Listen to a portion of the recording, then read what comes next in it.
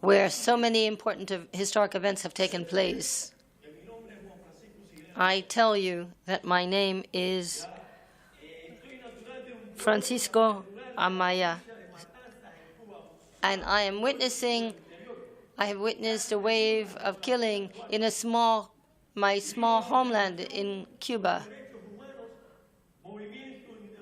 because there was a movement called Alternative Movement, of which I was a co-founder on the 16th of November of 1996. And the brothers Sigler Amaya, that is Miguel, Ariel,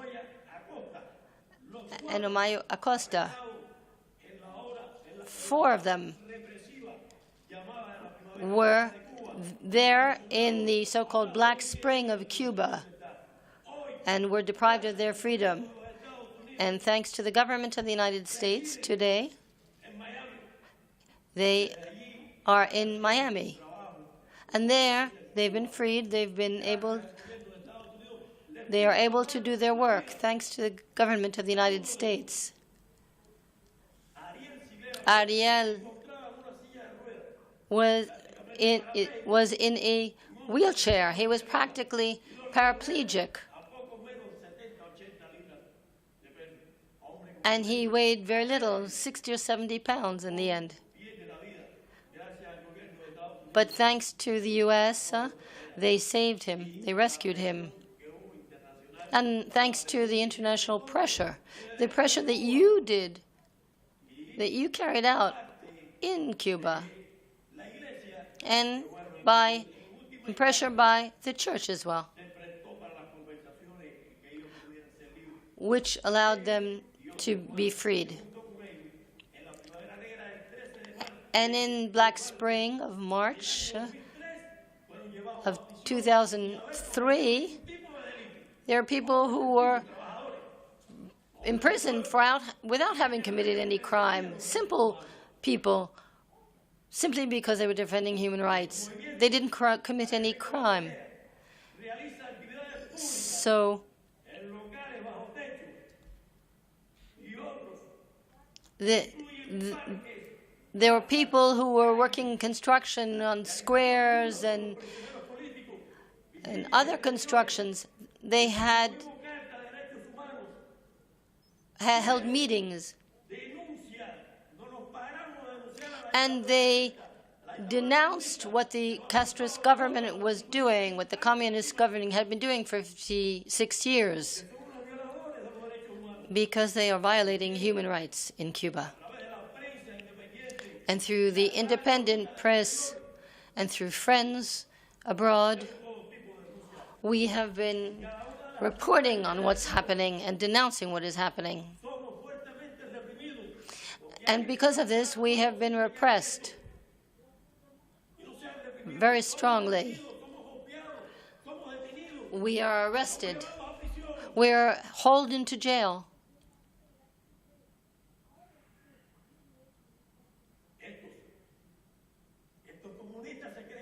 These communists think that they are the owners of the island of Cuba, that they bought it for themselves, that it's theirs. And they act as if they were the military. And they act as if it was their own ranch that they govern. And this leadership has been carrying on for 56 years. And our organization exists for more than 18 years, and we have often been the victims of a cowardly and cruel government. But we defend the rights of all Cubans. And now, this situation still exists. And it's even gotten worse. The repression has grown. And the imams of the dictatorship are still there, even though they're in their final stage. The revolution in Cuba has actually led to hunger and a rather uncertain future. Castro is acting disdainfully towards the international community, and it is cheating people. It is deceiving people. And some people who are not so stupid understand. But they have consciously played Cuba's game. Now, no one in Cuba believes any longer in this hateful, heinous dictatorship. Even the basic officials, the functionaries, the civil servants, those working for the leadership, even they realize that the end is approaching, and the political, financial, and social situation has turned Cuba now into a great marsh where my small island is sinking. And the totalitarian power of the Cuban system has led them to reject any process of deep change, of any democratic change, including our proposal, including proposals from abroad. They don't want to hear about democracy. What they will not accept is a reform or a regeneration of the regime.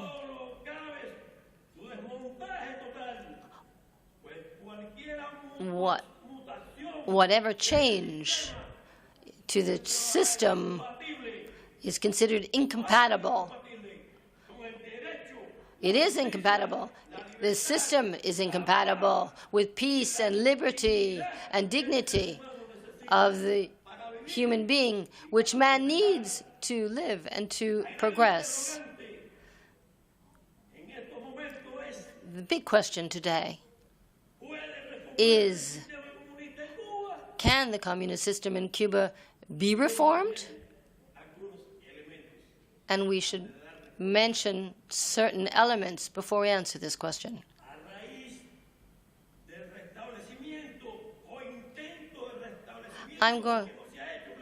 We haven't fully engaged in renewed ties between the U.S. and Cuba. And before this is done, we should see that and take into consideration that we've been speaking for 18 years, we in our group, about an agreement and what the North Americans would be doing and what the Cuba would be doing. And on the 17th of December, an announcement was made. And Barack Obama and a general of the army who used to send people to the firing squad got together, that is Castro, and got together and they talked. And the hopes in Cuba were very high.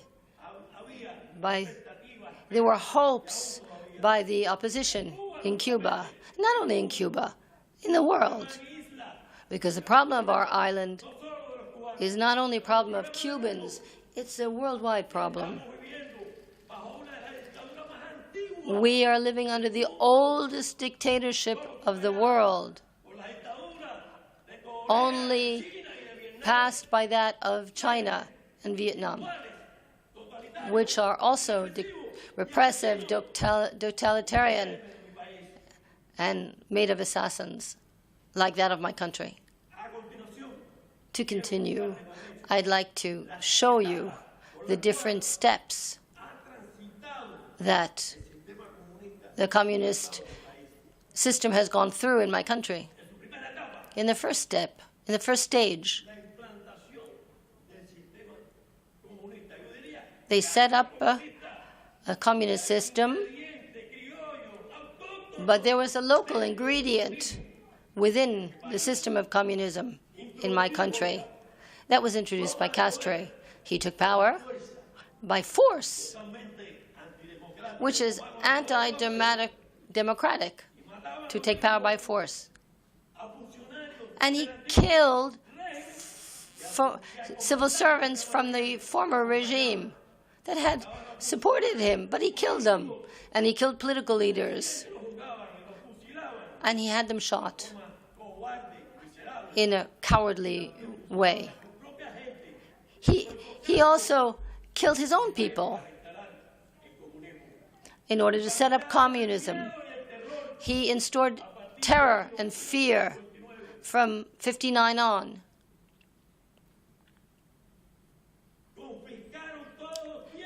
They confiscated all the property of the citizens. Even the poor people with a small plot of land, or if they had a small store, they were all confiscated. And they destroyed the rule of law that had ruled. It wasn't solid, but it had begun. And they set up a police state, which is still there. And they created repression by the dictatorship.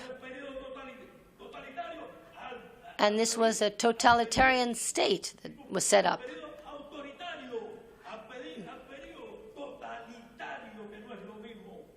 They are authoritarian and totalitarian, which is not the same.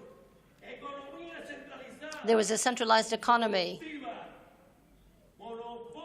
There was a monopoly on the means of communication, of educational centers, etc. And they continued the monopoly. There was persecution and repression against any signs of pluralism in society, including NGOs and civil society. They used lying and deceit, and they still do it, and it was successful abroad. But we no longer believe their lies in Cuba. There was a cult. They cultivated there was a personality cult. And then as of the 90s, there was an ideological movement within the Communist Party.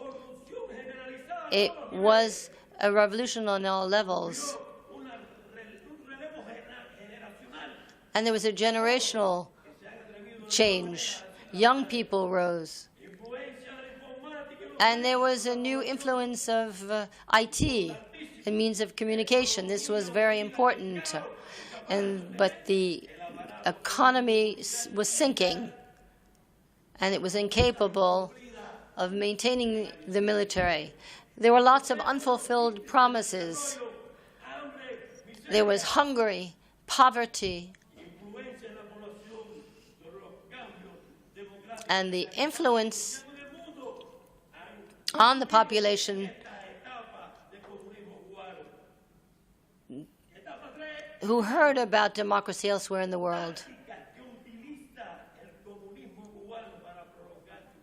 And how did the Communist Party try to prolong its power, stay in power? They copied methods of democratic systems when and if they did not endanger their own system.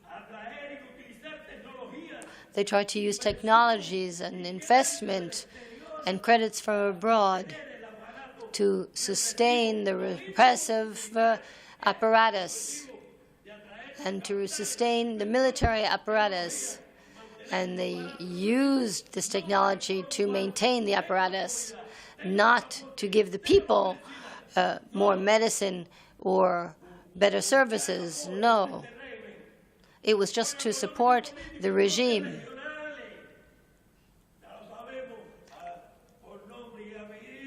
Now we know the names.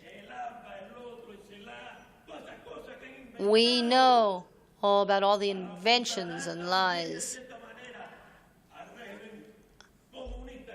how they supported this communist regime. And they united with other dictatorships, and they rallied around together to support each other. Some of these dictatorships were right-wing, but what did they care? They approved it anyway. It was self-serving. Even with different ideological trends. The enemy of my enemy is my friend. That was their policy. It didn't matter who it was. Even if it had been a millionaire, they would have accepted him also. And that is why, bearing in mind all of these elements, we can state that Cuban communism will not accept any reform. This is a caste that has ruled for 56 years, and we have to sweep out the old team and bring in a new one because they won't accept reform. This is an illusion.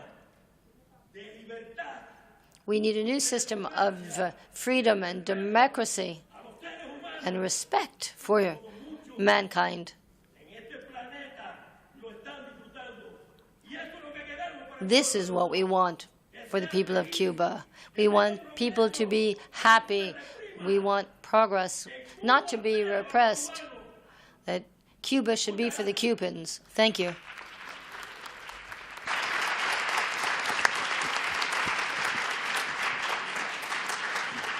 Gracias, Juan Francisco, por tu